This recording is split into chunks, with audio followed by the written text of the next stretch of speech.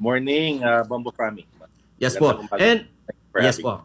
Attorney Sera sir, at ito ngayon malaking usapin po at inaabangan nga ito nga pong impeachment trial with the Vice President Sara Duterte sa kanya pong mga kaso dyan mismo sa Senado. Pero may pahayag po kasi, ito naman po nga si Senate President Chis Escudero na kanya po nga binabanggit, attorney, na pwede na pong ibasura, i-dismiss ang nasabi po nga kaso sa pamamagitan lamang po to motion to dismiss at maaari lang po o magkakaroon lang po ng botohan ng mga senator judges para i-dismiss po ito. Tama po ba ang nasabi po nga pahayag po na yan at yan po ba ay constitutional po, attorney? Kasi sabi ni Senate President Chis Escudero ay ayon sa provision sa Constitution na ang Senado ang may sole power to try impeachment cases.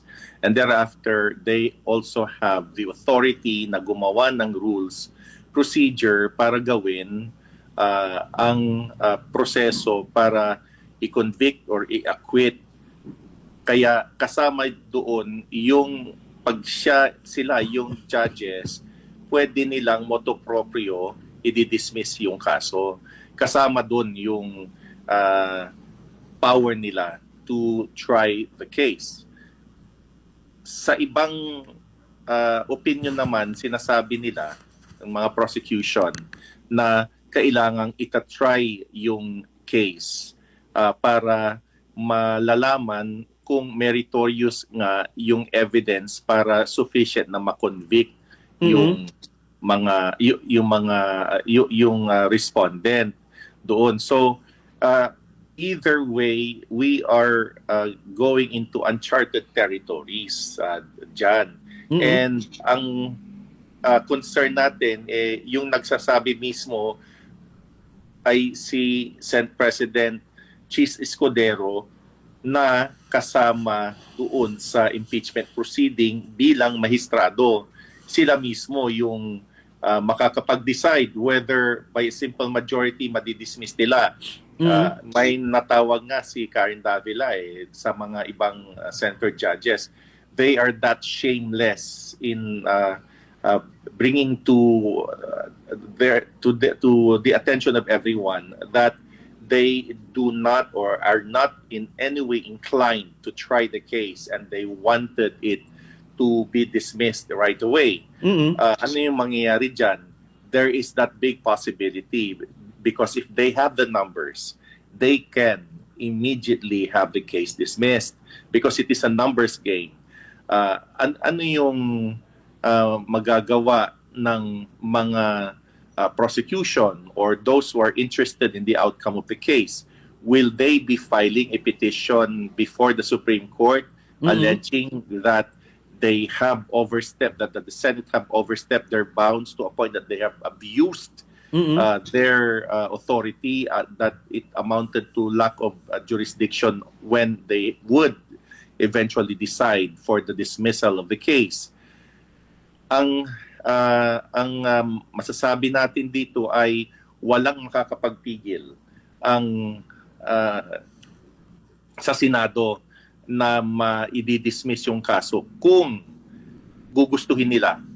But the only recourse that the aggrieved parties would be to file such petition court. Magsusumbong sila sa petition sa Supreme Court para ma-i-determina nila kung sapat nga ba ang pag-file ng ay pag-dismiss ng kaso if we ever get to that sa impeachment trial ni BP Sara. Yes po. And attorney, you mean to say po na kahit wala pong trial ay they can go dismissal po agad-agad? Kasi parang hindi po tayo biyasa po sa batas pero may nabasa rin po tayo na parang ang mangyari po, ang senador bilang mga senator judges at bilang impeachment court, ang Senado ay whether conviction lamang po or dismissal, or I mean to say conviction or acquittal, ang mangyayari nakala po magiging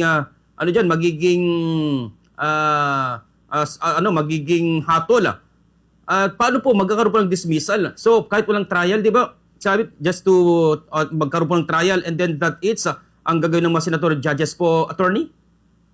Yung opinion kasi ng mga ibang senador ay nangyayari yan sa mga judges pag nakikita sa lahat ng jurisdiction. Halimbawa, ang isang judge nakikita na walang merit yung case, they will not go through trial. Pwede nilang ma-dismiss outright. Kasama yan sa power ng isang husgado. Makikita na kaya nga sa criminal cases, sa mga civil cases, they can immediately dismiss a case if walang jurisdiction o sa kanilang pananaw walang saysay yung demanda. And nasa power ng isang judge yan. They can dismiss a case motu proprio. Kahit na nga sa fiscal pag yung isang complaint final sa kanila, tapos makikita naman na hindi sapat yung ebidensya, tinaas nga yung level ng evidence ngayon, dati probable cause. Ngayon medyo lumaki-laki na, tumaas-taas na yung certainty of conviction na yung standard doon. And the prosecutor could also motu proprio dismiss the case. Kahit nasasabihin nila sui generis yung impeachment proceeding, ang kanilang basihan din ay yung mga procedure na nangyayari sa mga judges, prosecutor, and kahit nasasabihin ng ibang mga sumasalungat ay hindi mo mapipigil ang isang senator judge kung ayaw talaga nilang ilitis yung kaso. Bakit may mga ibang parang very obvious na kaalyado ni VP Sara na gusto nila outright na i-dismiss? Because regardless of the conviction or the acquittal of the VP of the Vice President, the fact that the prosecution would be able to present their case, and this is an open hearing, accessible by the public, at mamamagnify yan every 24-hour cycle. And forever yan, makikita mo social media, TikTok, Facebook, Instagram, yung sa YouTube. Makikita how the prosecution, if they will be doing their job, will be presenting, imagine yung mga allegations, and these are very serious allegations against the Vice President. So regardless as to whether the Vice President would be acquitted or convicted of this impeachment trial, if the prosecution would be able to present their case sa public, hindi sa senators, and makikita mo kung paano magtatanong-tanong siguro si Robin Padilla or kung sino man, si Pato de la Rosa or mga known allies ni VP Sara, makikita mo pa rin yung ebidensya that would be very detrimental to the political career of the Vice President, and that the presidential elections nearly less than 3 years away.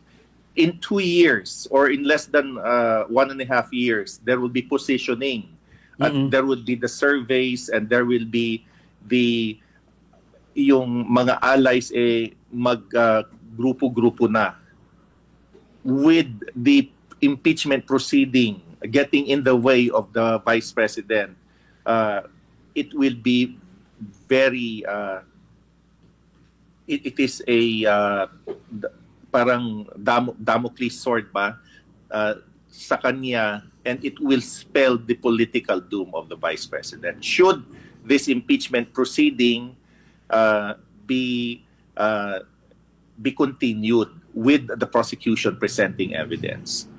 Yes. And attorney, binabanggit po ninyo regarding nga din po dito sa mga legal issues din po na tinatakal po ngayon na ito rin po ba ay magiging basihan na sa pag-dismiss? Kasi meron po nga binabanggit po ngayon po nga pagiging unconstitutional sa 1-year ban or nagkaroon po ng multiple impeachment attempts para po dito kay VP Sara, at maaari rin po ba na doon pa lamang ay madismiss na yung kaso, or ang gagawin po ng House prosecution ay ipagtanggol po ito na talagang igigiit na talagang mag-trial lang kayo at yung mismong conviction or acquittal lang ang magiging mangyari. So parang sa korte din po na kapag wala po nga matibay na ebidensya or legal yung pagkuha po ng mga, sabi po natin, mga ebidensya, ay right away ay dismissal, sir. Remember mo yung rason kung bakit ini-remand yung Yes. complaint Yes. sa House of Representatives. Kumukuha lang sila ng certification that the complaints were filed within a year of the filing of the first complaint because of the limitation nga that there should only be one impeachment proceeding in a given year. Naklaro na yan eh. Regardless of the number of complaints filed by an ordinary individual, ang pagdidetermina ay yung pag-refer sa Committee on Justice or when the entire House of Representatives would have voted on the articles of impeachment. Hindi yung ginagawa ni Attorney Lozano, the late Attorney Lozano noon eh. Pag may mga parang instances na magpa-file na sila ng complaint, nandiyan na si Attorney Lozano the next day na magpa-file para yun ang i-consider na impeachment complaint at mababakunahan na yung mga later na more detailed na impeachment complaint. That is not how it happens now. Although, ang position ng mga ibang senators ay more than one complaint ang na-file talagang walang jurisdiction ang Senado na mag-try dito. Yun ang sinasabi nila. And here comes the House of Representatives na sinasabi, hindi. Sinacertify namin na isang impeachment complaint lang to na consolidate at na-initiate ng House of Representatives. Hindi yung ordinary individual ang ang i-consider na initiate na yung impeachment complaint, kundi yung House of Representatives nag-act na siya yung nag-initiate ng impeachment complaint. Klaro yan. Pero kung ang Senado, imagine mo, yan ang gagawing rason para madidismiss yung kaso on a technicality where sasabihin nila na di namin ayusin yan kasi more than one impeachment complaint na i-file within a given year. Imagine mo kung gano'n ang rason. Or, meron pa, si Senator Robin Padilla sinasabi, it will be a different issue when pag natapos na yung 19th Congress, 20th Congress na sasabihin niya na, wala, yung impeachment complaint na na-file noong 19th Congress, hindi yan maki-carry over sa 20th Congress. Isa na namang issue na parang narinig ko na sinabi ni Senator Robin Padilla na naman yan. Kaya gagawing issue na naman yan. And if they have the numbers, what would be the reason for the dismissal of that case? Would it be as a result of yung violation ng one impeachment initiation within a given year? Or dahil wala na silang jurisdiction, dahil natapos na yung 19th Congress? Or ang sasabihin nila, walang kakwenta-kwenta yung demanda ni VP Sara. Sa tatlong rason na to, mahihirapan sila actually na mapapatuna na i-dismiss nila na sa kakapalan ng mukha na i-dismiss nila yung complaint based on those reasons. Based on those reasons. They cannot in any way justify this to the people na ito yung rason. Pwede nilang, can they dismiss the impeachment complaint na sinasabi nila na, hindi, walang kwenta yung impeachment complaint, yung mga ebidensya walang kwenta. Tapos walang trial. How can they justify such dismissal of the complaint? Kaya they will have to be very careful because if they would do that, they will be risking very precious political capital. Have you noticed Senator Bongo? He is silent on this matter because at least he is exercising discretion, unlike the other known Duterte senators, pro-Duterte senators, na talagang sinasabi nila na hindi pwede nga dito, nagdi-dismiss, at saka yung mga ganun. Attorney, speaking with that po, dahil makakakita po ba tayo ng pagiging fairness dito po sa mga senator judges po natin, and right now nga po, at pati po na gusto pong ipahinibit yung pong ilang pong mga senator judges, hindi lamang po ang mga pro-Duterte at mga anti-Duterte na mga senator judges na andyan mismo sa Senado, At kapag mangyari po yan, pwede po ba silang mag-inhibit po at kulang po yung kailan pong numero or yan po sabihin po natin na yung may quorum, kung magkaroon pa ng mga quorum, pag ganyan po na marami na po mag-inhibit regarding po dyan? Going to happen. That is not going to happen because it is their constitutional duty. Nangyari na yan. Yung panonifer daw si Abbas ata eh. Kasi sa eleksyon ng senators, Senate Electoral Tribunal ang magdidetermine na eh. So si daw si Abbas was asking the other senators to inhibit themselves. The Supreme Court said, hindi pwede. Kasi it is their constitutional duty. Pareho rin yan sa impeachment proceeding. Constitutional duty ng isang senador. Kaya nagkamali man sila na gagawa sila ng statement to a point that they would show their utter bias in favor of the Vice President. Kahit na may nag-file na mag-inhibit sila, the Supreme Court will be with them. Hindi sila pwedeng bumitaw doon sa kanilang constitutional duty para litisin yung kaso. And right now po, attorney, dahil next bukas ay 20th Congress na. At mangyari po ba, aasahan po natin na ito pong impeachment trial ay mas lalo pa pong iinit po ito or baka may mga iba pong mangyari or yung binabanggit nga po natin na magkaroon lang po ng dismissal because of the number game? No, we do not know, Bumbo Frami. We'll just wait and see. But those are the dilemmas that are facing the senators ngayon.